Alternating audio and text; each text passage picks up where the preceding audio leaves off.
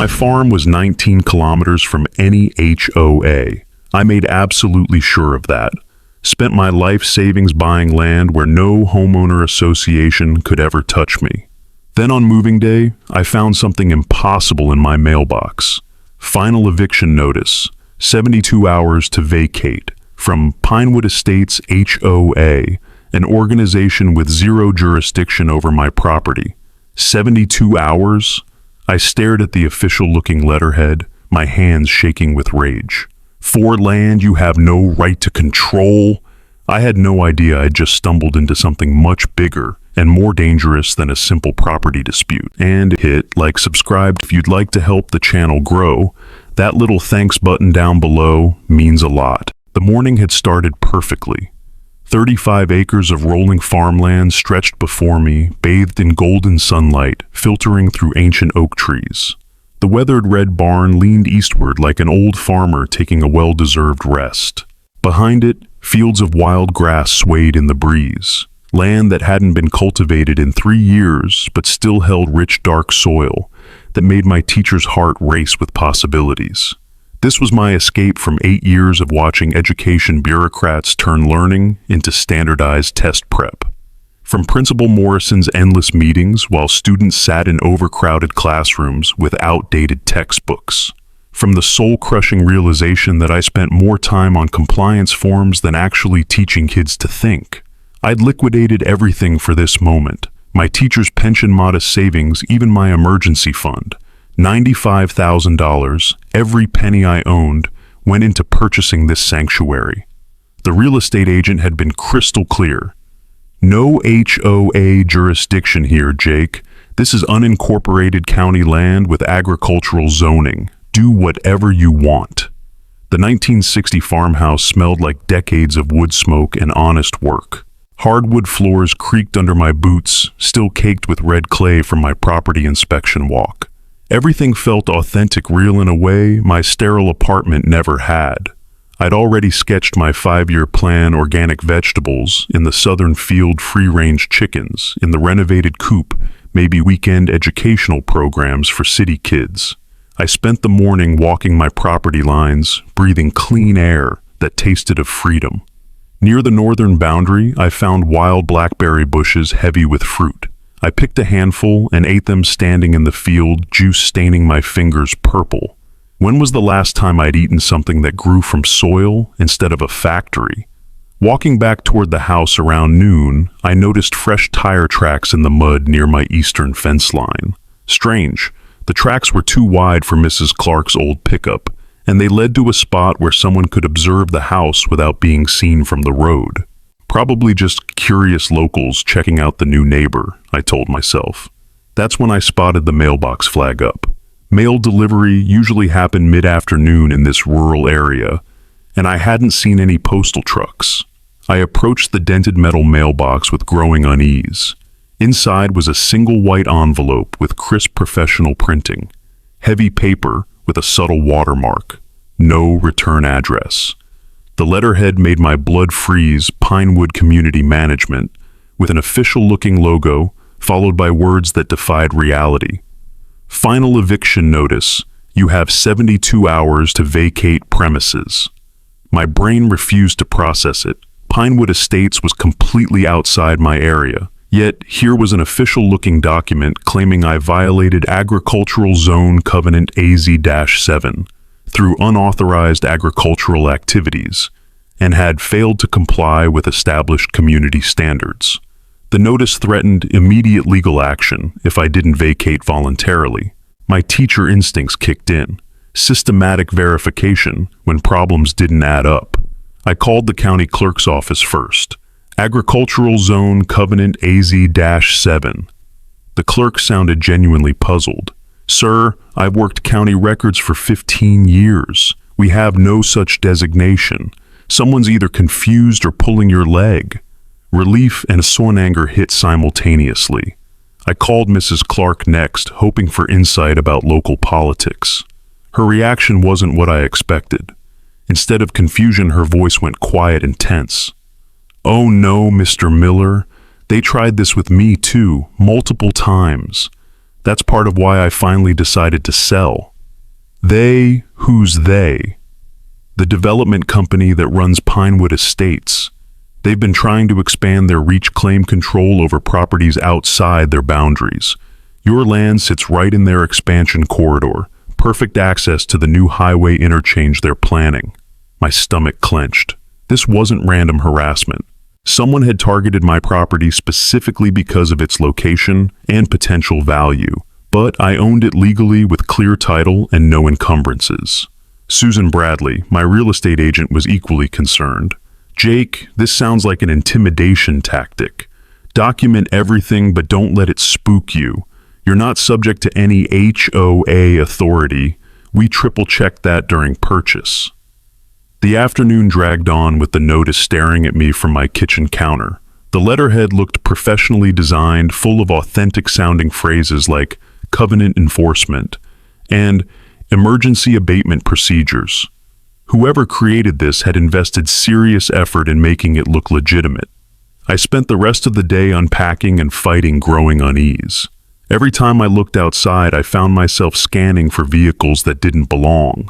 When the moving truck arrived, I checked the driver's identification twice, wondering if this connected to the morning's bizarre notice. Around 4 o'clock, I noticed a white sedan parked on the county road about half a mile away. Close enough to watch my property, but far enough to seem innocuous. It had been there when I brought in groceries an hour earlier. When I looked again 30 minutes later, it was gone. The sun was setting behind the oak trees when I heard tires on gravel. Through the living room window, I watched a black SUV pull up to my gate. The vehicle had official-style markings, but something felt off. The plates looked government-issued, but the fonts were slightly wrong. The radio antennas seemed authentic, but their positioning wasn't quite standard. 2 men in dark suits climbed out. The first carried a leather portfolio and clipboard, walking with practiced authority. The second wore what appeared to be a sheriff's badge, though it caught the light strangely, too shiny like a replica rather than genuine issue. I could hear radio chatter from their vehicle, but it sounded rehearsed, lacking the natural rhythm of real police communication. My mouth went dry as they approached. The man with the badge was reaching for his portfolio, while his companion began photographing my property with professional equipment. Their movements were coordinated, purposeful, designed to project official authority, but something in their posture, their too-perfect timing, their slightly off equipment told me these weren't real law enforcement officers. They were actors playing roles, probably the same people who'd created that convincing eviction notice. Whatever was happening, it was escalating far beyond simple paperwork intimidation. Someone wanted my land badly enough to stage an elaborate performance, and they weren't planning to give up easily. The fake badge glinted in the dying sunlight as the man reached my front door. The man with the badge reached my front porch first, his polished shoes clicking against weathered wood with practiced authority. Up close, his uniform looked authentic enough. Crisp dark blue with proper creases, equipment belt with standard gear. But his badge caught the evening light, wrong too bright and new like fresh chrome. "Mr. Miller," his voice carried confident authority. "I'm Deputy Collins with the County Sheriff's Department. This is my partner, Officer Barnes. We're here regarding a court-ordered eviction notice that requires immediate enforcement." He handed me a manila folder thick with official-looking documents. The top sheet bore impressive letterhead reading, "Superior Court of the County," with case numbers and judicial seals. According to these papers, I was in contempt of an agricultural compliance ruling filed yesterday afternoon. "Sir, you have 72 hours to vacate these premises as ordered by Judge Patterson." Collins continued, his tone becoming firmer. "Failure to comply will result in immediate arrest for contempt of court and obstruction of lawful proceedings." Behind him, Barnes had begun photographing my property with professional equipment, documenting everything from the house number to my truck's license plate. He moved systematically like someone creating an official record. "Wait," I said, my teacher's instinct screaming that something was fundamentally wrong. "I need to see your badge numbers and call your department to verify this order." Collins's expression hardened. "Sir, do not obstruct a lawful eviction procedure. These documents have been properly served and filed. Your verification period expired when you ignored previous notices." Previous notices I only received one piece of mail today, and it was from a homeowner association with no jurisdiction here. Mr. Miller, Barnes called from beside my truck. We need to secure certain items as evidence of zoning violations. Do you have documentation for this vehicle's agricultural use classification? My blood pressure spiked. They were treating this like legitimate law enforcement, but Barnes had just made a critical error. There was no such thing as agricultural use classification for personal vehicles. Any real deputy would know that. I pulled out my phone and started recording. I'm calling 911 to verify your authority and these court orders. Sir, put that device away immediately. Collins snapped his hand moving toward his equipment belt. You are interfering with official business and creating potential evidence contamination. But I was already dialing. The 911 dispatcher answered on the second ring. Emergency services, what's your emergency? This is Jake Miller on rural Route 14. I have 2 men claiming to be sheriff's deputies trying to evict me from property I legally own. Can you send real law enforcement to verify their credentials? Collins stepped closer, his face darkening. Hang up that phone, Mr. Miller. You are obstructing justice and violating direct orders from sworn officers. The dispatcher's voice came through clearly. Sir, we're sending Deputy Torres to your location. Do not comply with any demands until our officer arrives to verify their authority. 12 minutes felt like an hour. Collins and Barnes continued their documentation process, but I noticed they were being surprisingly selective, photographing my unpacked boxes but not actually seizing anything of real value. They seemed more interested in creating the appearance of official action than conducting an actual property seizure. This is theft, I said, following Barnes as he lifted one of my kitchen supply boxes. You have no legal authority to take my possessions.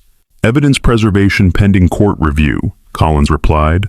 Standard procedure in contested agricultural violations. Everything will be returned once you comply with zoning requirements.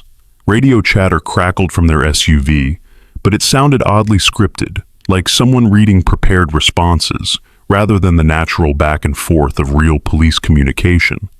Then I heard the distinctive sound of a real patrol car engine followed by gravel, crunching under official tires. A marked sheriff's vehicle pulled into my driveway, and Deputy Torres stepped out with the confident bearing of genuine law enforcement. Torres was everything Collins and Barnes weren't. His uniform showed honest wear, his equipment belt carried the random accumulation of gear that real officers collected over time. His badge was properly tarnished, his boots scuffed from actual work. Afternoon, gentlemen, Torres said, his voice carrying natural authority. I need to see your credentials and documentation for this eviction proceeding. Collins stepped forward with his folder, but Torres held up a hand. Badge numbers first. Let me verify you're in our system. The fake deputies exchanged a quick glance. Collins rattled off a badge number that sounded rehearsed, while Barnes mumbled something about being from a different jurisdiction. Torres pulled out his radio and spoke into it with practiced efficiency. After a brief conversation, he turned back to Collins with an expression that had shifted from professional courtesy to official suspicion. Gentlemen, those badge numbers don't match any officers in our department or any neighboring departments. Your vehicle plates are registered to Pine Valley Development LLC, not law enforcement. And this court order, he examined the paperwork with experienced eyes, is missing proper filing stamps and has format irregularities that suggest forgery. The transformation in Collins was immediate. His authoritative posture deflated, replaced by nervous energy as he began backing toward his SUV. There must be some paperwork error. We'll need to return to headquarters and sort this out with our supervisor. Not so fast, Torres said firmly. You gentlemen need to explain why you're impersonating law enforcement officers. That's multiple felonies we're looking at. Barnes had already reached their vehicle and was hastily setting down the box he'd been carrying. Collins joined him, both men moving with urgent haste that destroyed their previous professional demeanor. Must be a jurisdictional confusion, Collins called out, climbing into the driver's seat. We'll straighten this out through proper channels tomorrow. They drove away quickly, leaving behind a clipboard with notes that revealed more than they'd intended. I could see names, addresses, and what appeared to be a systematic list of properties targeted for similar operations. Most disturbing was a column labeled Acquisition Timeline with dates and financial projections. Torres examined the abandoned paperwork with growing concern. Mr. Miller, this is the third fake eviction attempt in rural areas this year. The previous two victims were the Miller Dairy Farm, about 8 miles north, and the Rodriguez Cattle Ranch near the county line. What happened to them? Both families eventually sold their properties after months of harassment, couldn't afford to fight the legal costs anymore, even though they were clearly in the right. Torres shook his head grimly. Both sales went to the same buyer, Pine Valley Development LLC. The implications hit me like cold water. This wasn't random fraud. Someone was running a systematic land acquisition scheme, using fake legal pressure to force rural property owners into selling below market value. What do? I asked, feeling suddenly vulnerable on my own land. Document everything. Torres advised, handing me his business card. Install security cameras if you can afford them. Keep detailed logs of every contact, every incident, every piece of mail. And call me immediately if anyone else shows up claiming official authority. After Torres left, I spent the evening researching Pine Valley Development LLC online. I called the Miller family next, reaching Mrs. Miller just before bedtime. Her story was heartbreakingly familiar: fake violations, fraudulent legal papers, mounting costs they couldn't afford to fight. They wore us down over 8 months, she said quietly. Sold for 30% below market value just to make it stop. The Rodriguez family had faced similar pressure. Fake environmental citations, bogus zoning violations, legal costs that drained their savings. Had to choose between fighting them and keeping food on the table, Mr. Rodriguez explained. As I hung up the phone, headlights swept across my living room window. A luxury sedan was pulling into my driveway. Expensive, pristine, the kind of vehicle that suggested serious money. 2 figures emerged, an older woman in professional attire and a man in an expensive suit carrying a briefcase. They must have been waiting nearby, monitoring the fake deputy's operation and ready to intervene if it failed. The timing was too perfect to be coincidental. The woman walked with commanding presence, her companion following slightly behind in deference. She knocked on my door with measured authority. Not aggressive pounding, but the controlled knock of someone who expected to be admitted. Mr. Miller, her voice carried cultured tones and barely concealed impatience. I'm Helen Ashworth, president of the Pinewood Estates Homeowner Association. This is my attorney, David Carter. I believe there's been a terrible misunderstanding today that we need to address immediately. Through the window, I could see that Carter's briefcase was monogrammed with a law firm's name, and both visitors wore expensive clothing that suggested serious financial backing. I'm terribly sorry about the confusion with those officers. Helen continued, her tone managing to sound both apologetic and subtly threatening. We're expanding our agricultural protection zones to help rural landowners meet new environmental standards. A voluntary HOA membership could be quite beneficial for someone in your situation. The word voluntary carried undertones that suggested otherwise.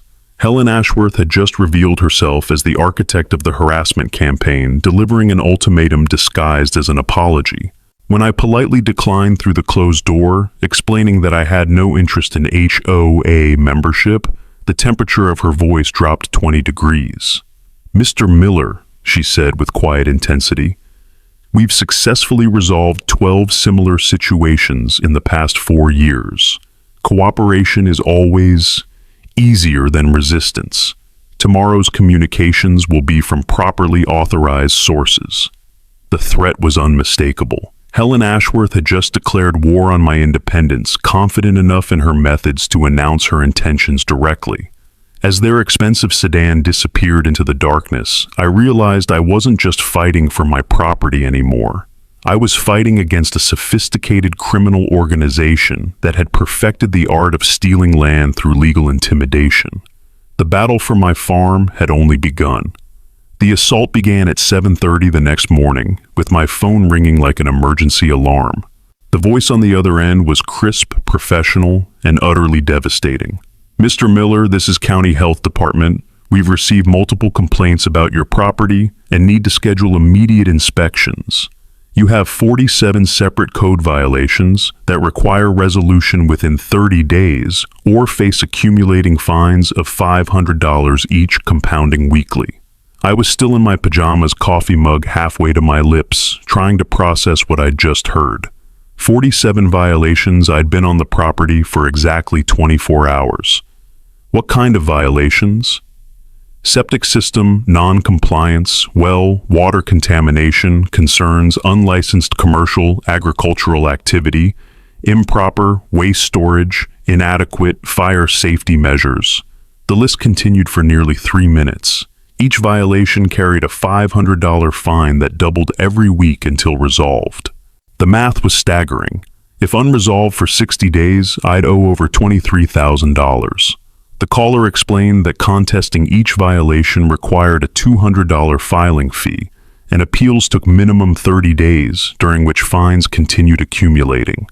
I hung up and immediately called the county offices, working my way through department after department.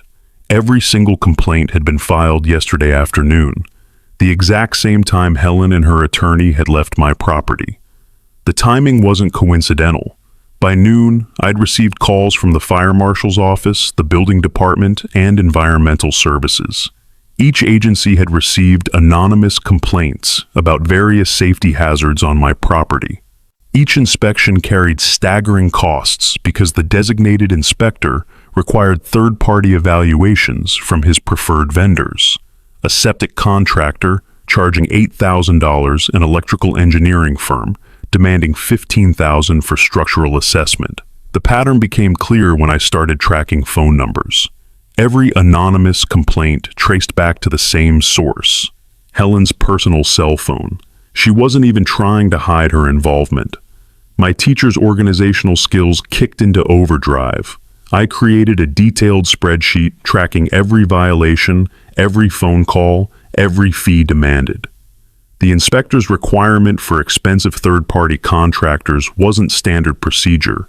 It was systematic profiteering designed to maximize financial pressure. Most damning was the timeline. I confirmed through multiple departments that no inspector had physically visited my property before filing these violations. The complaints were submitted within a 2-hour window yesterday afternoon, describing specific problems that would have required on-site inspection to identify. Someone had prepared these reports in advance, filling in details about violations that couldn't possibly exist.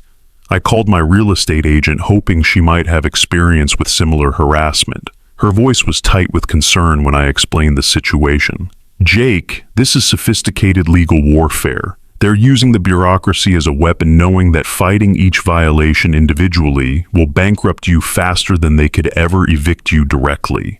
She referred me to a property rights attorney who specialized in exactly this kind of harassment. The consultation fee was $300 just to review my situation. The attorney's assessment was grimly realistic. "Mr. Miller, you're facing a coordinated campaign designed to overwhelm your financial resources. Fighting these violations will cost approximately $15,000 to $20,000 in legal fees, not including the inspection costs they're demanding." My teacher's salary had been modest, and my savings were already stretched from the property purchase. The legal consultation alone took a significant bite from my remaining emergency fund. I was watching my financial security evaporate in real time, exactly as Helen had planned. But my years in education had taught me to analyze problems methodically. I began documenting everything with obsessive detail, photographing every document, recording every phone call, creating timestamps for every interaction. The smoking gun came when I discovered that the county inspector approving these complaints owned stock in Pine Valley Development. His rubber stamp approval of obviously fraudulent reports was criminal corruption.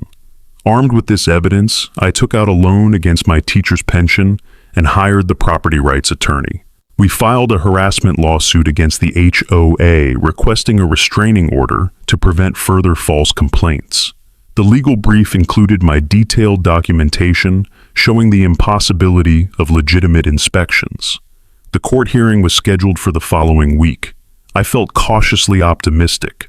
Surely no judge would allow this kind of obvious harassment to continue once presented with clear evidence. Helen appeared at the courthouse with an expensive legal team that filled an entire row of seats. Her lead attorney presented their case with polished confidence, claiming they were simply concerned community members reporting legitimate safety violations. They had professional-looking photographs, official inspection forms, and testimonials from worried neighbors about environmental hazards. But my attorney had done her homework. She presented timeline evidence showing the impossibility of legitimate inspections, financial records proving the inspector's conflict of interest, and phone records tracing all anonymous complaints to Helen's personal number. The judge was clearly skeptical of the HOA's claims. After reviewing our evidence, he granted a temporary restraining order, preventing them from filing additional complaints without proper justification. He specifically warned Helen about the pattern of harassment her actions demonstrated. Walking out of the courthouse, I felt like I'd won the war. The restraining order would stop their bureaucratic assault, and my documentation had exposed their methods. Helen would have to find some other target for her land grab scheme. But Helen's reaction wasn't what I expected. Instead of defeat or anger, she smiled confidently as she passed me in the courthouse hallway. She spoke quietly to her attorney, just loud enough for me to overhear. Phase 2 begins tomorrow. He has no idea what's coming. That evening, I celebrated the restraining order victory with a beer on my front porch, watching the sunset over my finally peaceful property. For the first time since finding that eviction notice, I felt like I could actually enjoy being here. My phone rang at 11 p.m., an automated message from the county planning office. The recorded voice was matter-of-fact and terrifying. Emergency rezoning hearing scheduled tomorrow 9 a.m. under fast-track development provisions. Agricultural zone conversion to industrial development zone. Proposal submitted by Pine Valley Development LLC under Priority Economic Development Exemption. Public comment period 5 minutes maximum per speaker. The fast-track exemption allowed developers to bypass normal notice requirements for projects deemed economically urgent by the Planning Commission. Helen had found another way to work within the system while completely subverting its intent. I played the message 3 times before the implications sank in. Helen wasn't trying to harass me off my land anymore. She was trying to make my land uninhabitable through legal rezoning. If the county approved converting my area to industrial development, my organic farming plans would become impossible.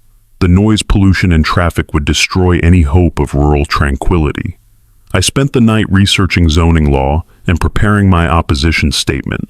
When I arrived at the county building the next morning, it was clear that Helen had orchestrated this hearing as carefully as she'd planned her harassment campaign. The meeting room was packed with 40 people, who all spoke in support of the rezoning proposal. Each gave nearly identical testimonies about agricultural modernization and economic development benefits.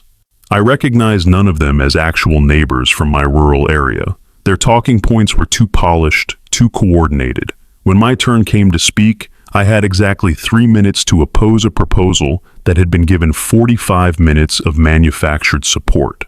I presented evidence about the environmental impact on my organic farming operation, the impossibility of raising livestock near industrial pollution, and the destruction of rural character that defined our area. The Planning Commission listened politely, but seemed to have already made their decision. They voted 5-2 to approve the rezoning, with the corrupt inspector recusing himself due to his obvious conflict of interest. His replacement voted yes anyway. As the gavel fell, I realized Helen had outmaneuvered me completely. The restraining order had stopped her bureaucratic harassment, but it couldn't prevent legitimate government processes. She had found a way to destroy my property's value without violating any court orders. Walking back to my truck after the hearing, I was approached by several of the supporters who'd testified for the rezoning.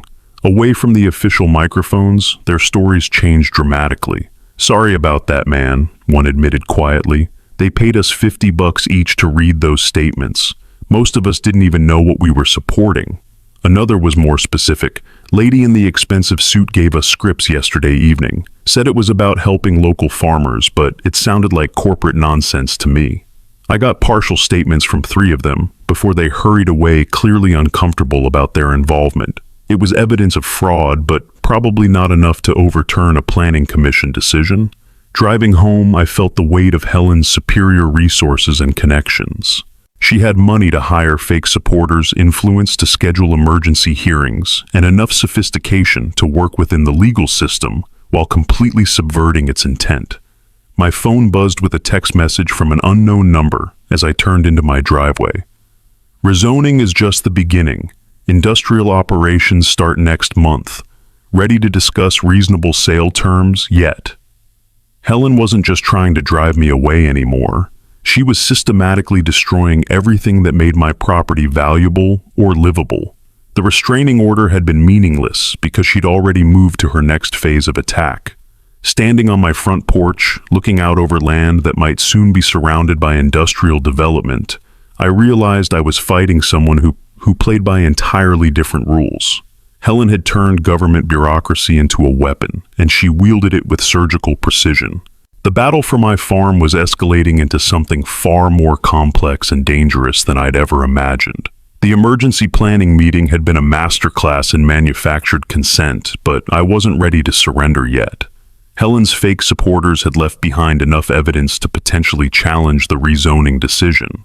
If I could gather more proof about the paid testimony and document the obvious fraud. The problem was access. I needed to confront Helen directly about the fake witnesses, get her to admit something incriminating on record, or find documentation proving she'd orchestrated the entire hearing. My teacher instincts told me that reasonable people could resolve conflicts through honest conversation, even when the initial positions seemed incompatible. Helen's operation was headquartered at the Pinewood HOA building, a gleaming glass structure that looked more like a corporate headquarters than a community organization. The marble lobby displayed community excellence, awards, and professional photographs of manicured neighborhoods. Everything screamed money power and institutional authority. I'd prepared carefully for this confrontation. My folder contained photographs of the paid actors' recordings of their admissions and timeline evidence showing the impossibility of legitimate community input. If Helen was running a business operation disguised as community management, she had to recognize when her methods had been exposed. The receptionist was professionally cold, her smile never reaching her eyes. "Do you have an appointment, Mr. Miller? I need to speak with Helen about irregularities at yesterday's planning meeting. I have evidence that the public testimony was fraudulent, and I think she should know about it before this becomes a legal matter." Her fingers moved across her keyboard with practiced efficiency. "Mrs. Ashworth is in meetings all day. I can schedule something for next week if you'd like to discuss community concerns." "This can't wait until next week. The rezoning decision was based on fake testimony, and I have witnesses willing to confirm they were paid to lie." The receptionist's expression didn't change, but I noticed her hand move towards something beneath her desk. Within minutes, the elevator doors opened, and Helen emerged with her attorney and 2 uniformed security guards. Helen's transformation from yesterday's courtroom politeness was dramatic. Her voice carried across the marble lobby with calculated volume, ensuring everyone in the reception area could hear her performance. "Mr. Miller, you are not a Pinewood resident. You're trespassing on private property and disrupting our operations." I held up my folder of evidence, trying to maintain reasonable tone, despite her theatrical hostility. "I just want to discuss the fake testimony at yesterday's planning meeting. I have statements from people who admit they were paid to read scripts." "Security, remove him immediately," Helen commanded. "This man has been harassing our community. He's clearly unstable." The security guards moved with professional coordination, positioning themselves on either seat of me. Their approach was firm but not violent. They clearly had experience managing difficult situations without creating liability issues. "Sir, you need to leave the building now," the lead guard said, his hand firmly gripping my arm. "Mrs. Ashworth has requested that you be banned from this property." The physical escort through the lobby was professionally humiliating. The guards walked me past dozens of watching residents out the front doors and to my truck in the parking lot. Behind me, I could see Helen posting a "No Trespassing, Miller Band" sign on the front window, but the confrontation hadn't been entirely unsuccessful. During the commotion, I'd overheard part of Helen's phone conversation as she followed the security escort outside.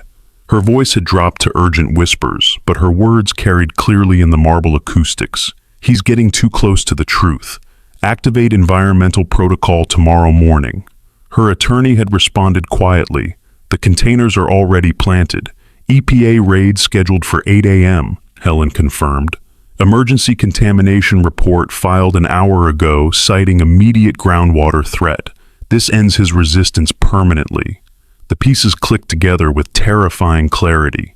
Helen wasn't planning another bureaucratic harassment campaign. She was going to frame me for environmental crimes using planted evidence, then use federal violations to destroy me financially and potentially send me to prison. I had less than 12 hours to prepare for whatever they'd planned. Racing home, I immediately called my attorney and explained what I'd overheard. Her response was grimly professional. "If they're framing you for EPA violations, you need to search your property immediately.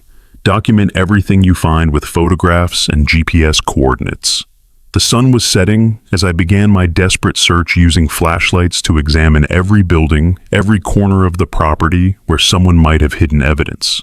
The old barn seemed like the most likely location. It was isolated from the house, had multiple entry points, and contained enough clutter to hide planted materials.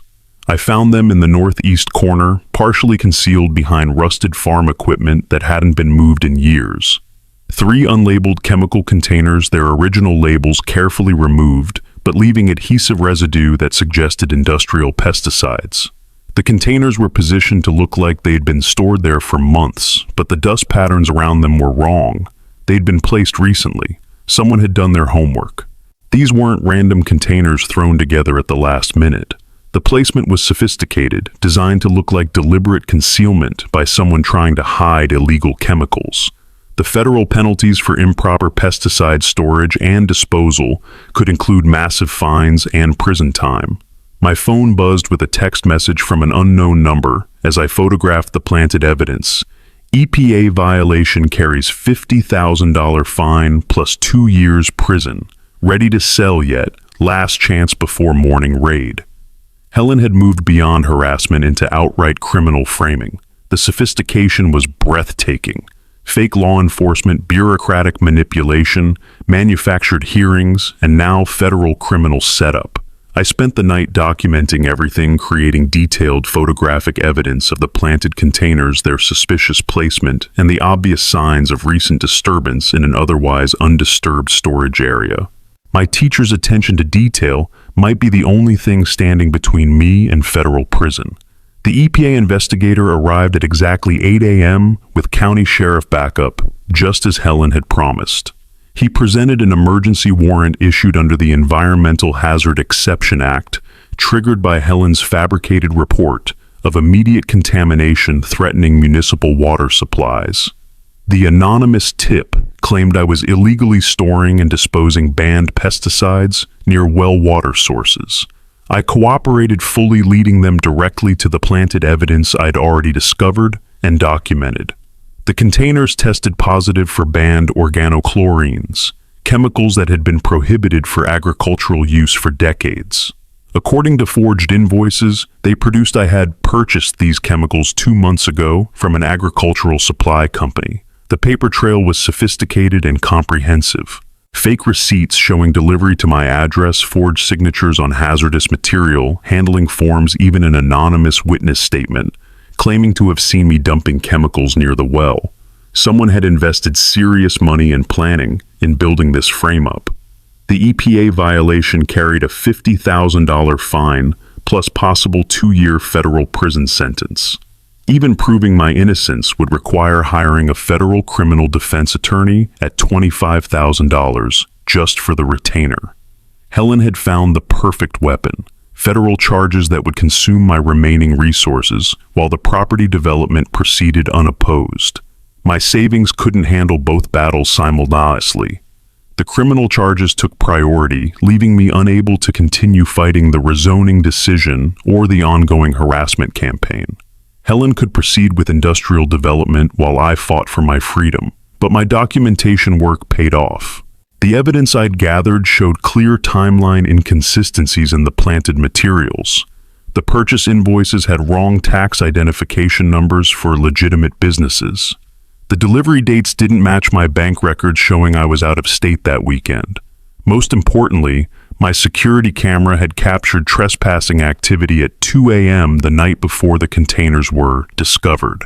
My attorney and I began building a comprehensive defense showing systematic frame-up activity. The pattern of harassment, the impossible timelines, the suspicious coincidences all painted a picture of criminal conspiracy rather than legitimate environmental violations. But the legal process would take months, during which my property would be tied up in federal proceedings. Helen's industrial development could proceed while I fought criminal charges, making the entire property battle irrelevant. Even if I eventually won the criminal case, my farm would already be surrounded by industrial operations. Helen had checkmated me through sheer resource superiority and willingness to commit federal crimes. Her willingness to use every level of government as a weapon against individual property owners was beyond anything I'd imagined possible. Standing on my front porch that evening, looking out over land that might soon belong to someone else, I felt the weight of fighting an enemy with unlimited resources and no moral constraints. Helen didn't just want my property, she was willing to send me to prison to get it. The fake eviction notice had been just the opening move in a game where my opponent held all the cards and made all the rules. Tomorrow would bring new challenges from an enemy who seemed to stay one step ahead of every defense I could mount. The EPA investigator's badge was genuine. I could tell by the way Deputy Torres deferred to his authority and the legitimate federal warrant he carried. Special Agent Morrison had the weathered look of someone who'd spent years dealing with actual environmental crimes, not the polished appearance of Helen's hired actors. "Mr. Miller, I need you to understand the seriousness of these allegations," Morrison said as his team began their systematic property search. "We've received credible reports of banned pesticide storage and groundwater contamination. These violations carry federal penalties of $50,000 plus up to 2 years imprisonment." The credible reports came from Helen's emergency filing, claiming immediate threat to municipal water supplies. Her fabricated documentation described chemical leakage patterns, soil contamination readings, and wildlife impact assessments that would have required weeks of professional environmental testing to compile. Someone had invested serious expertise in creating believable scientific fraud. I led Morrison's team directly to the planted containers I'd discovered and photographed the night before. Playing innocent seemed pointless. My security footage clearly showed the trespassing incident, and my documentation might help prove the frame-up if I could convince federal investigators to examine the timeline carefully. "I found these yesterday evening," I explained, showing Morrison the 3 unlabeled containers. "They weren't here when I bought the property 2 weeks ago. Someone placed them after I refused to sell to Pine Valley Development." Morrison examined the containers with professional thoroughness, taking photographs, collecting samples, and documenting their exact placement.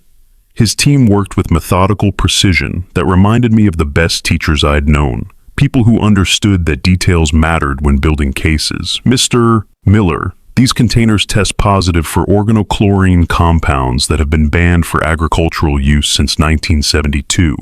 According to the invoices we've received, you purchased these materials from Hartwell Agricultural Supply 2 months ago." He handed me photocopied receipts showing my signature on hazardous material purchase agreements. The documents looked authentic. Correct business letterhead, proper tax identification numbers, even shipping records showing delivery to my address on a weekend when I'd been visiting family in another state.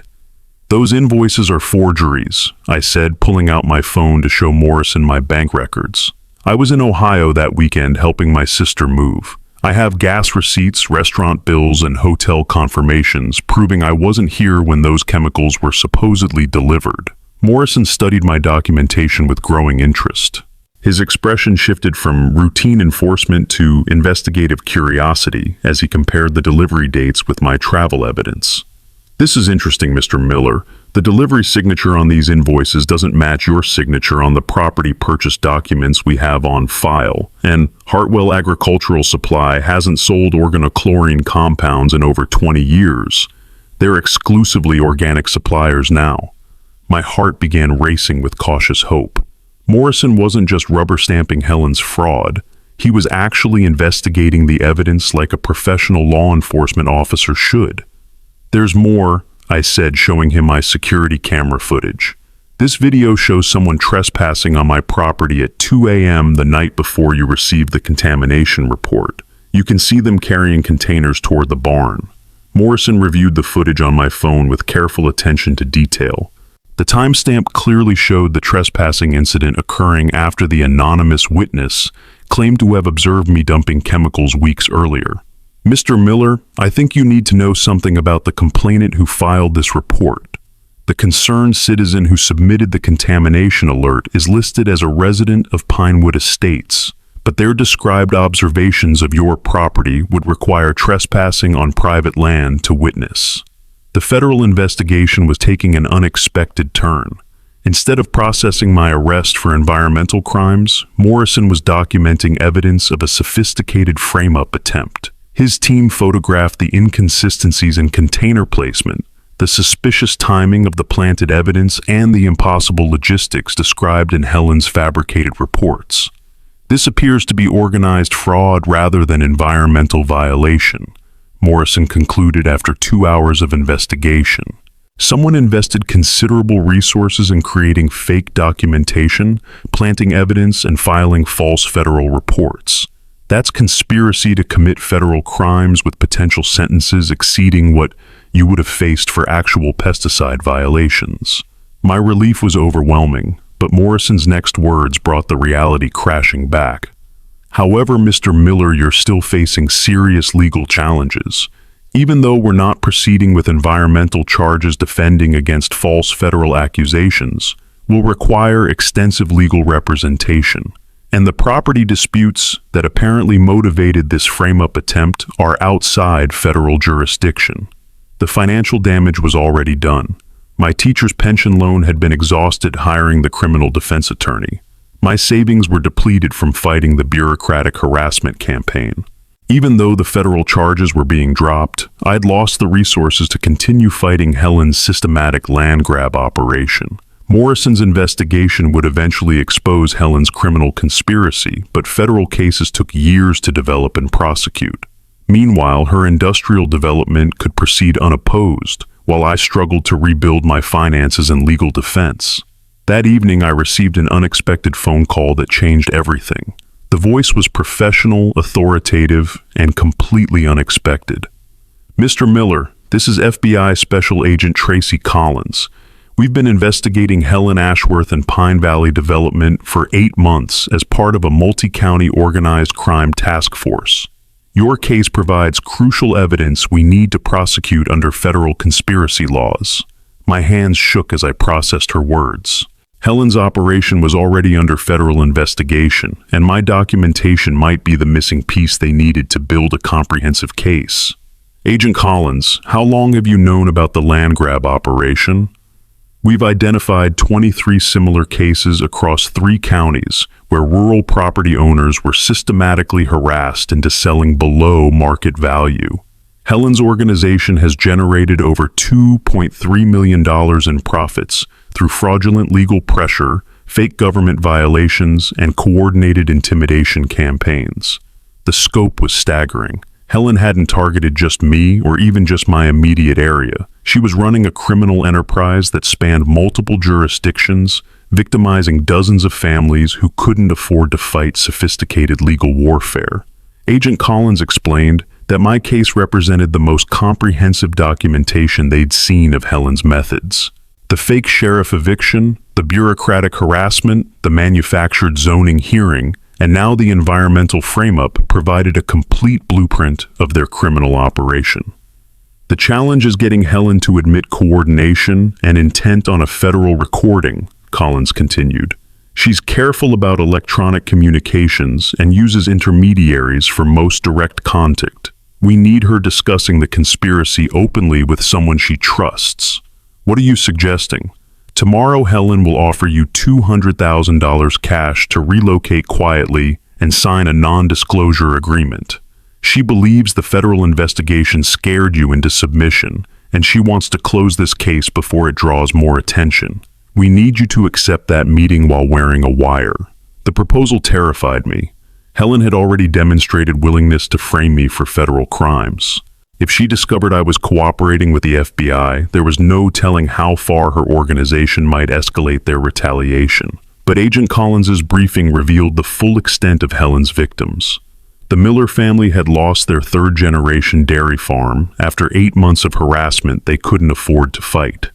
The Rodriguez Ranch had been in their family for 4 generations before Helen's organization drove them into bankruptcy with legal fees. 21 other families had similar stories of systematic destruction by an enemy with unlimited resources. Mr. Miller, you're the first victim who's managed to document their methods comprehensively and survive their escalating pressure campaign. Without your cooperation, Helen continues destroying families who can't afford to resist her operation. The weight of responsibility was crushing. I thought about Mrs. Miller's voice when she described selling for 30% below market value just to escape the harassment. Mr. Rodriguez explaining how they'd chosen between legal fees and keeping food on the table. 21 other families whose dreams had been crushed by Helen's sophisticated criminal enterprise. Agent Collins outlined the wire operation parameters. Helen's meeting would likely occur at a public location where she felt safe discussing sensitive business. The FBI would position surveillance teams nearby but couldn't intervene until after Helen incriminated herself on recording. The risks are significant, Collins acknowledged. Helen's organization has shown willingness to escalate beyond harassment into criminal frame-ups. If she suspects federal cooperation, she might attempt more direct retaliation. But the alternative was watching Helen continue destroying families while I rebuilt my own life.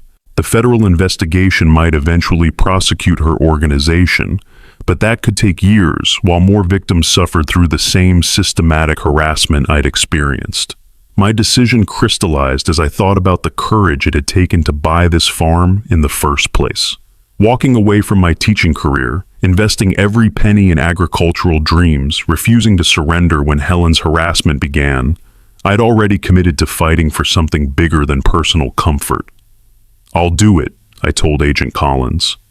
Helen's organization can't be allowed to continue destroying people's lives. If my cooperation helps stop them, the risks are worth taking. Agent Collins's response was professionally reassuring, but brutally honest about the dangers ahead. Mr. Miller, tomorrow's wire operation is just the beginning. Helen's organization involves multiple counties, dozens of officials, and millions of dollars in fraudulent profits. Taking them down completely will require months of investigation and considerable personal risk. As I hung up the phone, I realized my fight for the farm had evolved into something much larger. I wasn't just defending my property anymore. I was fighting to stop a criminal enterprise that had perfected the art of destroying rural families through legal intimidation.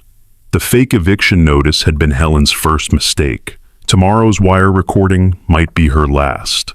The FBI briefing began at 6 a.m. in an unmarked van parked 3 miles from my property. Agent Collins introduced me to her technical specialist, who would be handling the recording equipment, and to the surveillance coordinator, who'd be managing backup teams during Helen's meeting. Mr. Miller, the wire device is virtually undetectable when properly positioned, the technical specialist explained, showing me equipment that looked like a small bandage with hair-thin wires. It adheres to your chest and transmits to receivers within 500 yards. Audio quality is excellent, but you need to keep Helen talking clearly. The surveillance coordinator spread out detailed maps of the meeting location Helen had chosen. Riverside Restaurant, an upscale establishment where she apparently conducted sensitive business regularly. We'll have agents positioned as customers, waitstaff, and outside observers. But remember, we cannot intervene until after she incriminates herself on recording. Agent Collins's briefing was thorough and sobering. Helen had agreed to the lunch meeting within hours of the EPA charges being dropped, suggesting she'd been monitoring the federal investigation closely. Her willingness to meet face-to-face indicated confidence that she'd successfully intimidated me into submission. Helen is extremely careful about electronic communications, Collins explained. She uses intermediaries for most coordination and speaks in code when discussing criminal activities. Your job is to get her talking about previous cases without seeming obvious or leading. The psychological pressure was intense. My house had been under subtle surveillance since the EPA raid. Unmarked vehicles parked along rural roads. Phone calls that disconnected when I answered utility workers who appeared near my property line without legitimate business reasons. Helen's organization was watching my every move. Anonymous calls had begun the night after Morrison dropped the federal charges. Voices I didn't recognize warned me about consequences of continued resistance and accidents that happen to troublemakers. The threats were vague enough to avoid direct criminal liability, but clear enough to create genuine fear. My utilities had been mysteriously disrupted 3 times in 2 days. The power company claimed routine maintenance required shutting off my electricity, then restored it after exactly 2 hours each time. The phone company reported line damage that affected only my property, then fixed it without explanation. Helen's organization was demonstrating their ability to disrupt my life through apparently legitimate channels. The technical specialist fitted me with the recording device while explaining its limitations. Battery life is approximately 4 hours, which should be more than sufficient for your meeting. The transmitter works reliably within 500 yards, but concrete buildings or metal structures can interfere with signal quality. Agent Collins coached me on conversation techniques designed to elicit incriminating statements without arousing suspicion. Ask questions that reference previous situations rather than making direct accusations. Let Helen volunteer information about her methods rather than leading her toward specific admissions. The drive to Riverside Restaurant felt surreal. I was about to sit down for lunch with someone who'd tried to send me to federal prison while wearing a wire to gather evidence for an FBI investigation that could destroy her criminal empire. My teacher's training in handling difficult situations had never prepared me for anything approaching this level of complexity. Helen had chosen the restaurant strategically. Riverside was expensive, exclusive, and frequented by local business leaders who would recognize her as a respectable community figure. The public setting would make me seem paranoid if I refused to attend, while the upscale atmosphere would reinforce her position of power and authority. I arrived exactly on time to find Helen already seated at a corner table with her attorney and a man I didn't recognize. The third person had the bearing of someone accustomed to violence, not overtly threatening, but carrying himself with the controlled awareness of professional security personnel. Jake, Helen's greeting was warmly professional, as if we were old friends meeting to discuss pleasant business. Thank you so much for coming. I believe we can finally resolve this unfortunate misunderstanding in a way that benefits everyone involved. Her attorney introduced himself with polished courtesy, while the security consultant remained silently observant. The dynamic was carefully orchestrated. Helen as the reasonable businesswoman, her lawyer providing legitimate authority, and the unnamed third party serving as subtle intimidation. I want to begin by apologizing for the confusion with those environmental allegations. Helen continued her tone, managing to sound both sincere and subtly condescending. Sometimes overzealous employees create problems that require delicate resolution, and the word choice was careful. Overzealous employees rather than criminal frame-up, delicate resolution rather than covering up federal crimes. Helen was acknowledging what had happened without admitting legal liability. Helen, I appreciate the apology, but I'm curious about something, I said following Agent Collins's coaching about asking indirect questions. How did you resolve similar situations with previous property owners in this area? Helen's expression brightened with what appeared to be genuine pride in her problem-solving abilities. We've successfully handled 12 similar property conflicts over the past 4 years. Each situation required customized approaches, but cooperation always proved more beneficial than continued resistance. The admission was exactly what Agent Collins had hoped for. Helen discussing systematic targeting of multiple properties without realizing she was describing criminal conspiracy. Her attorney shifted uncomfortably, but Helen continued with confident enthusiasm. The Miller situation needed the same comprehensive solution we applied to the Miller dairy case last year. Environmental concerns, zoning compliance issues, community development priorities, all legitimate considerations that required professional attention. What happened with the Miller family specifically? I asked, keeping my tone conversational rather than investigative. Standard agricultural modernization pressure, Helen replied dismissively. Dairy operations create environmental challenges that require updated management approaches. When they couldn't meet new compliance standards, a voluntary sale was the most practical solution for everyone involved.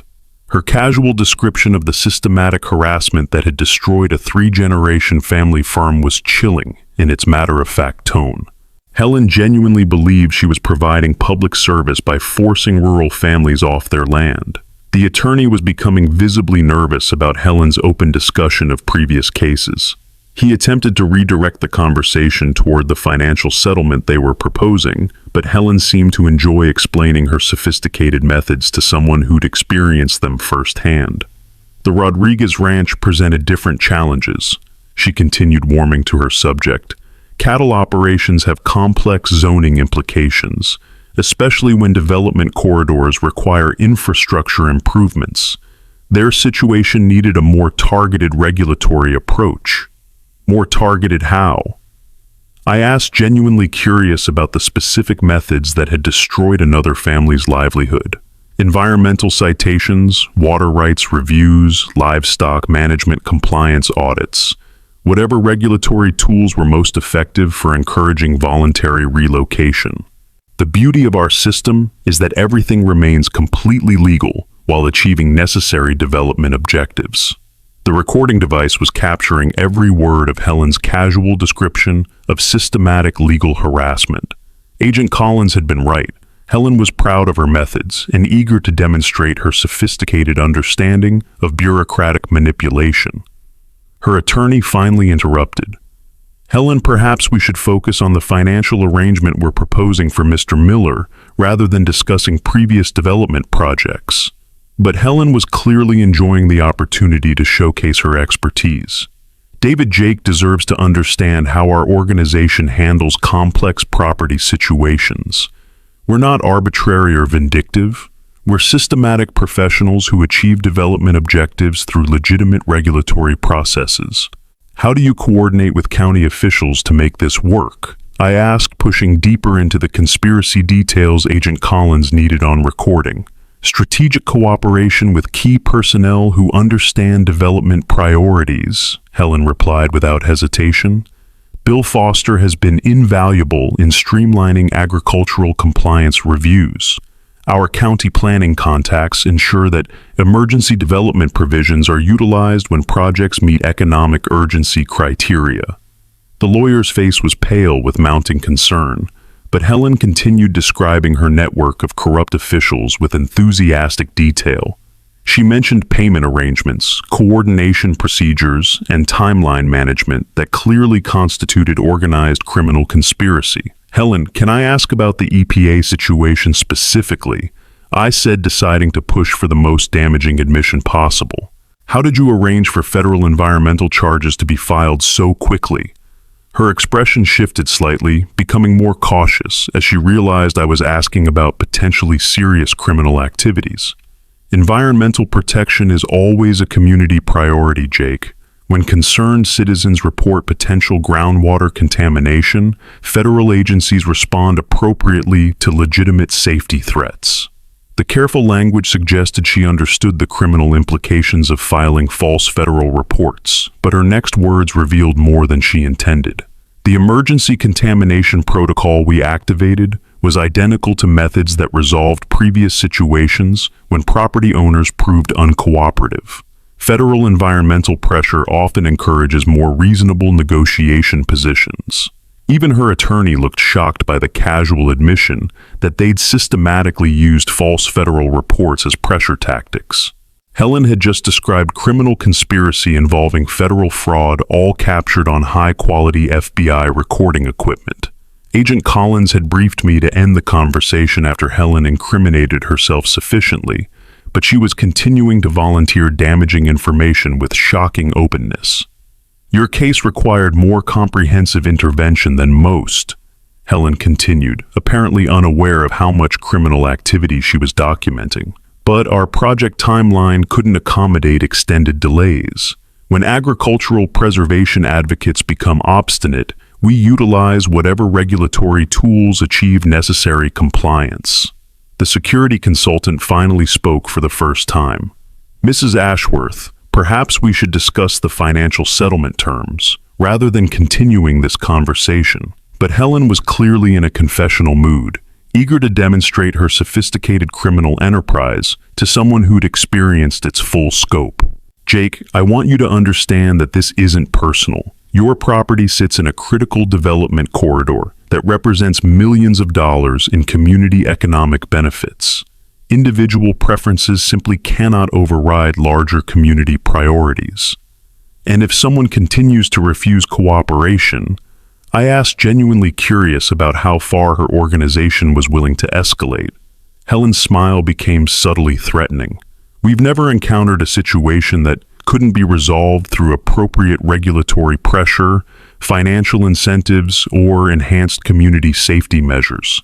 Persistent resistance typically proves more costly than voluntary cooperation." The veiled threat was clear, and the recording equipment had captured her systematic description of criminal methods spanning multiple properties and involving numerous corrupt officials. "Helen, I think I understand your position now," I said, preparing to accept the settlement offer, as Agent Collins had instructed. $200,000 seems like a reasonable compensation for relocating and avoiding further complications. Her expression brightened immediately. "Excellent choice, Jake. We can complete the paperwork this afternoon and have cash payment ready by tomorrow morning.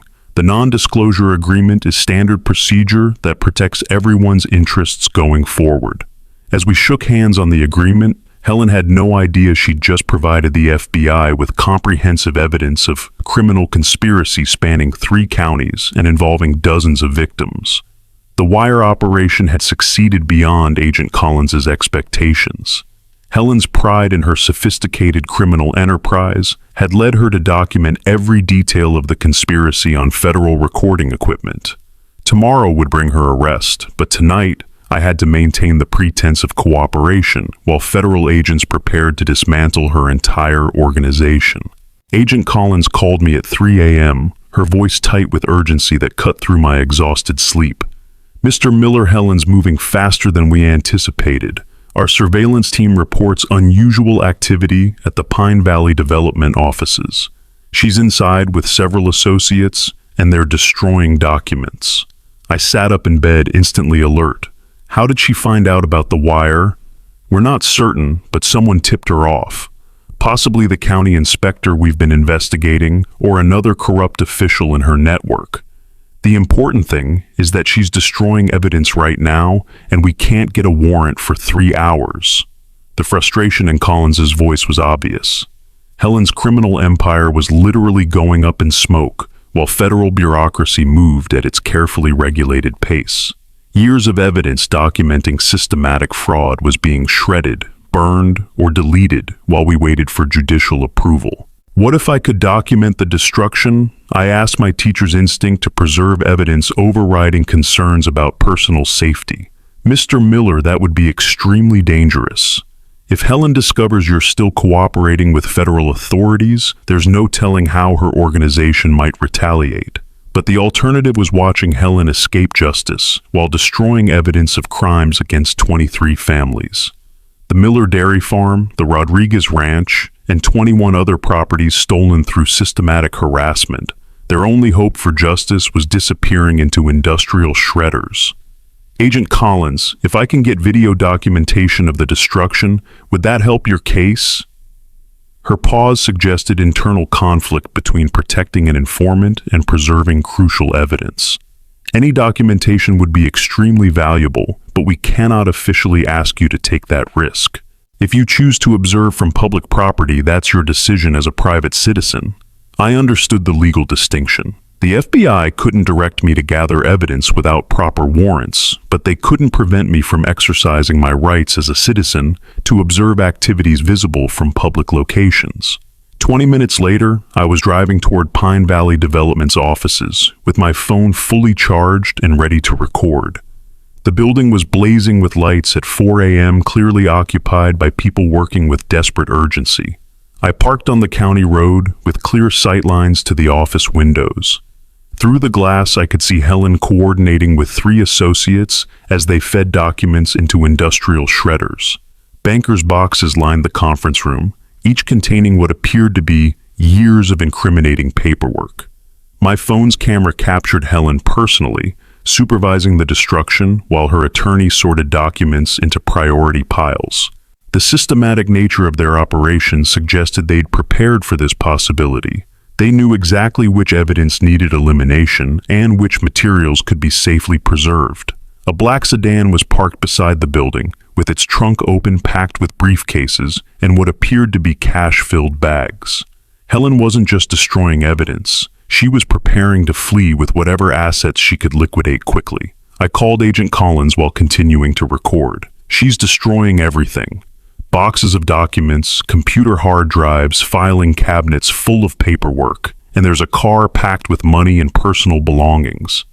We've got teams mobilizing, but Helen could escape before we arrive. Can you follow at a distance if she leaves? The request crossed legal boundaries that made Collins uncomfortable, but Helen's escape would end any possibility of justice for her victims. Federal cases required years to build, and without physical evidence, prosecutors would struggle to prove systematic conspiracy. Through my phone's camera, I watched Helen's attorney loading a final box of documents into the shredder while she packed laptop computers into carrying cases. Their movements had the efficiency of people executing a well-rehearsed emergency plan. At 4:30 a.m., Helen emerged from the building carrying 2 briefcases and a laptop bag. Her associates continued feeding documents into the shredders, but Helen was clearly preparing for immediate departure.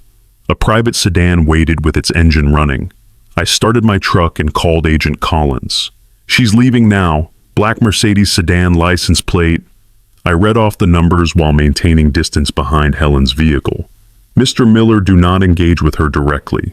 Maintain surveillance only. We've got FBI units converging on her location from 3 directions." And Helen's route led toward the regional airport, where private aviation companies operated outside normal commercial security procedures. Her driver moved with purposeful speed but stayed within legal limits. Someone who understood that traffic violations would create unwanted police contact. The private aviation terminal was a discrete building, separated from main airport operations. Helen's sedan pulled directly to the tarmac, where a small charter jet was already prepared for departure, engines warming and crew completing pre-flight procedures. I parked at the terminal building's edge and used my phone's zoom function to record Helen transferring briefcases and bags from the sedan to the aircraft. She moved with the confident efficiency of someone who'd planned this escape route carefully. Through the terminal windows, I could see Helen speaking urgently with what appeared to be pilots or charter company representatives. Cash changed hands, likely payment for immediate departure without standard booking procedures.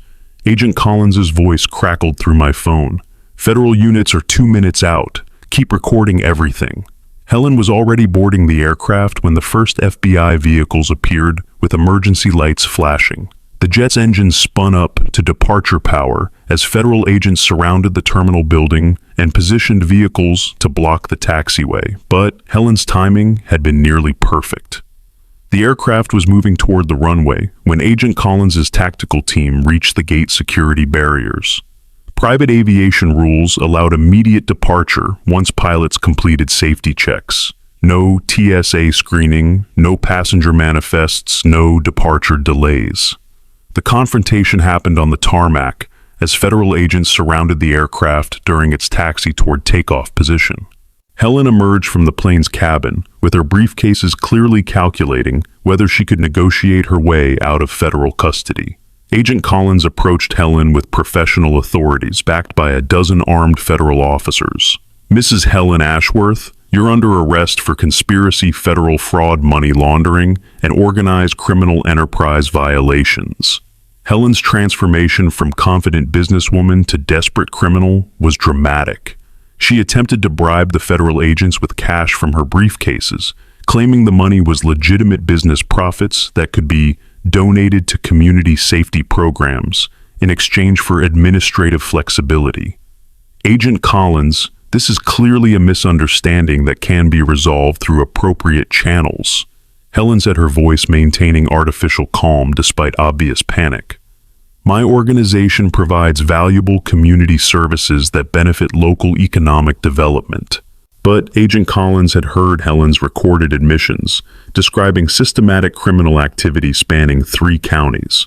"Mrs. Ashworth, we have comprehensive evidence of your organization's methods, including your recorded descriptions of criminal conspiracy against 23 property owners." Helen's face went pale as she realized the wire operation had succeeded. Her confident admissions about systematic harassment, corrupt officials, and fraudulent federal reports had been captured on high-quality FBI recording equipment. Back at Pine Valley Development offices, Helen's associates had been arrested while attempting to complete the document destruction.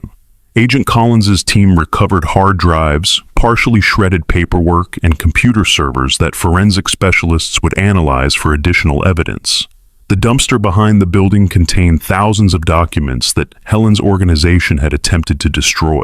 FBI evidence technicians began the painstaking process of reconstructing shredded paperwork that would prove systematic targeting of rural properties.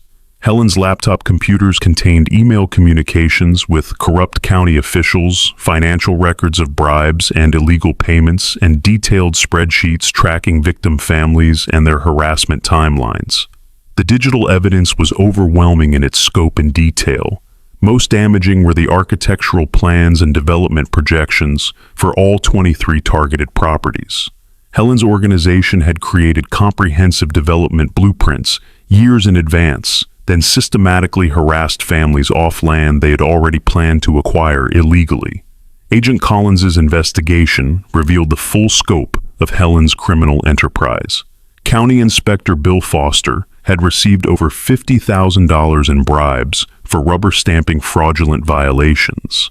3 Planning Commission members had taken payments for approving emergency development proposals. The conspiracy involved dozens of officials across multiple jurisdictions. Helen's personal assets were frozen immediately. Her $800,000 mansion luxury vehicles and offshore bank accounts containing proceeds from 23 fraudulent property acquisitions. Federal asset forfeiture laws allowed prosecutors to recover stolen wealth for distribution among victims. Pine Valley Development's corporate accounts contained $2.3 million in profits from systematic land fraud. Every penny would be distributed among the families whose properties had been stolen through Helen's elaborate criminal schemes. The evidence recovery operation continued for 8 hours. FBI technicians photographed thousands of documents, analyzed computer files, and cataloged financial records, proving systematic criminal enterprise spanning 4 years and 3 counties. Helen's organization had maintained meticulous records of their criminal activities.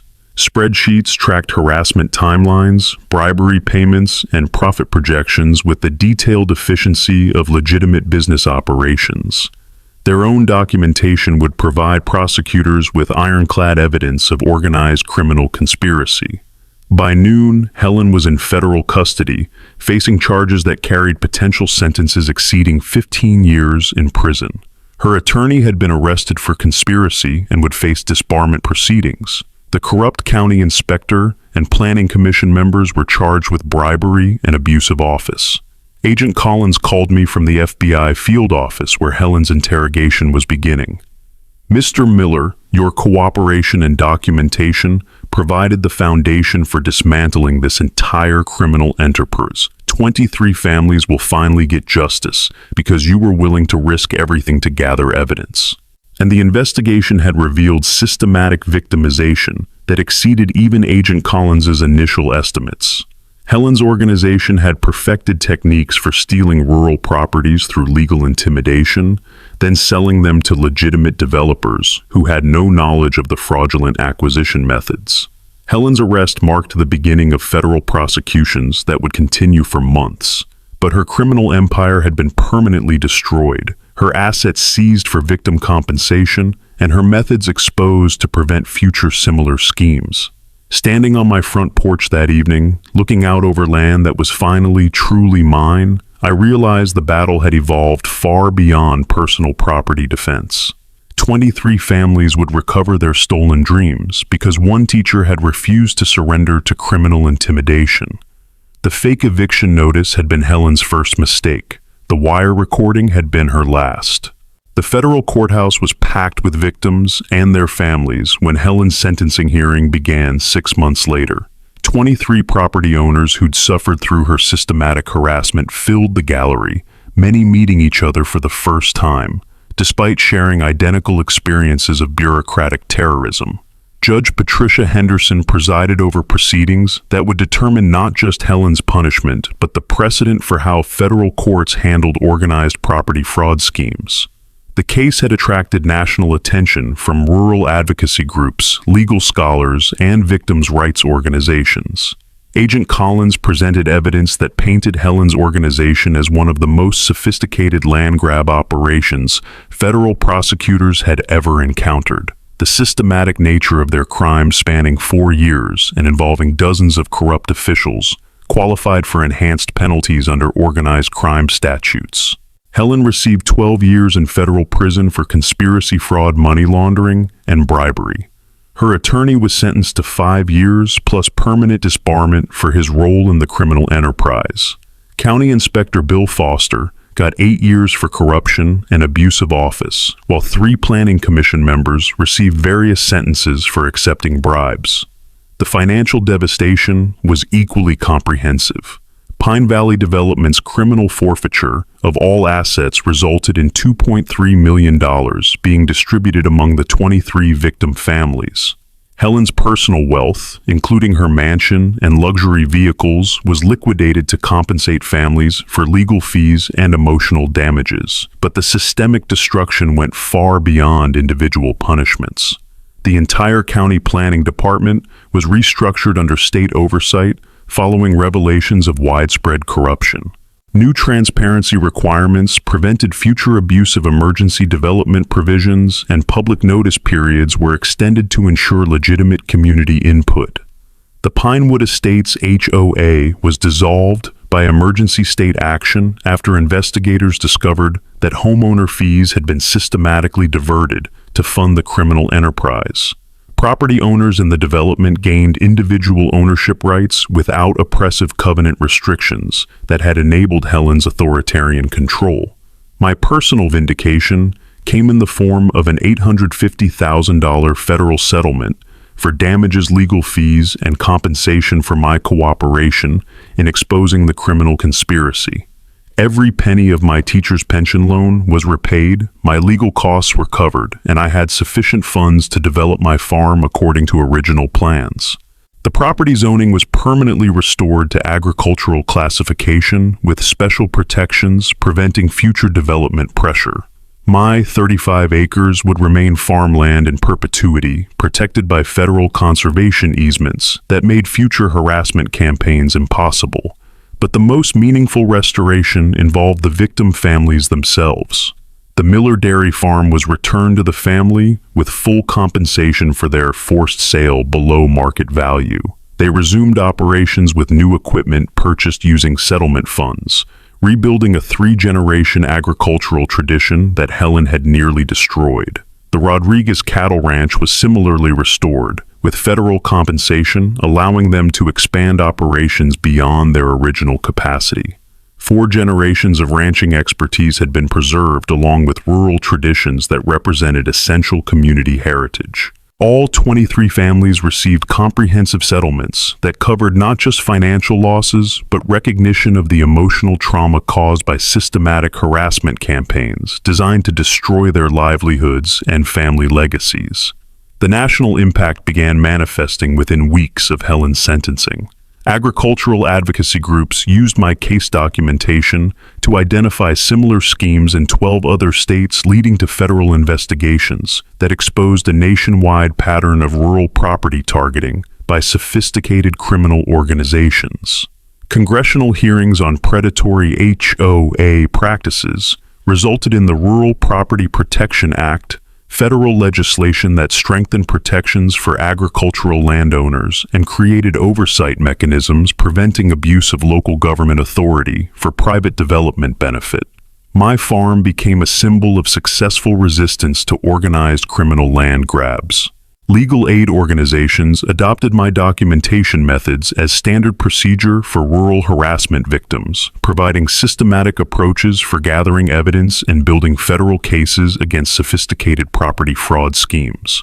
Law schools began studying my case as an example of how individual citizens could effectively resist organized crime when supported by proper legal resources and federal investigation capabilities. The comprehensive documentation I had maintained became a template for victims facing similar systematic harassment. I received my first letter from a Montana rancher 3 months after Helen's sentencing. His story was heartbreakingly familiar: fake violations, corrupt inspectors, emergency zoning hearings designed to force agricultural families off land targeted for development. But he'd used my legal strategy to expose the scheme before it destroyed his family's ranch. "Your documentation methods saved 15 ranching families in our valley," he wrote. "The FBI investigation based on your case precedent stopped the land grab operation before they could complete their systematic harassment campaign." Similar letters arrived from farmers across the country who would use my experience to fight back against predatory development schemes. Each success story represented families who would keep their land, preserve their agricultural traditions, and maintain rural communities that might otherwise have been destroyed by criminal organizations. My career transformation from teaching to agricultural advocacy felt natural and necessary. The classroom skills that had helped me analyze Helen's systematic harassment translated perfectly to helping other families document evidence and build legal cases against similar criminal enterprises. I established an educational program that brought urban students to the farm on weekends, teaching them about sustainable agriculture while providing them with authentic learning experiences outside traditional classroom environments. The program grew rapidly, with waiting lists of families eager to give their children exposure to rural life and food production. The farm itself thrived beyond my original expectations. 300 free-range chickens provided eggs for local restaurants and farmers markets. Organic vegetable production supplied community-supported agriculture shares that connected urban families directly with sustainable food sources. The small pond was stocked with trout that provided both recreational fishing and protein for educational programs. Helen's ultimate fate was as pathetic as it was appropriate. Federal minimum security prison offered none of the luxury or authority she'd wielded as HOA president. She worked in the prison library for 25 cents per hour, her former wealth and power completely gone. None of her previous associates or community connections maintained any contact after her criminal conviction. The expensive mansion she'd purchased with stolen property proceeds was sold at auction and bought by the Rodriguez family, who converted it into a community center for rural advocacy and victim support services. Helen's symbol of criminal success became a monument to justice and community resilience. 6 months after Helen's imprisonment, I received an unexpected letter that demonstrated how far the impact had spread. A group of farmers in Nebraska had successfully fought off a similar land grab scheme using legal strategies developed from my case. Their victory protected an entire agricultural valley from predatory development. "Miller, your willingness to fight back when everyone expected you to surrender created a blueprint that's saving family farms across America," their letter explained.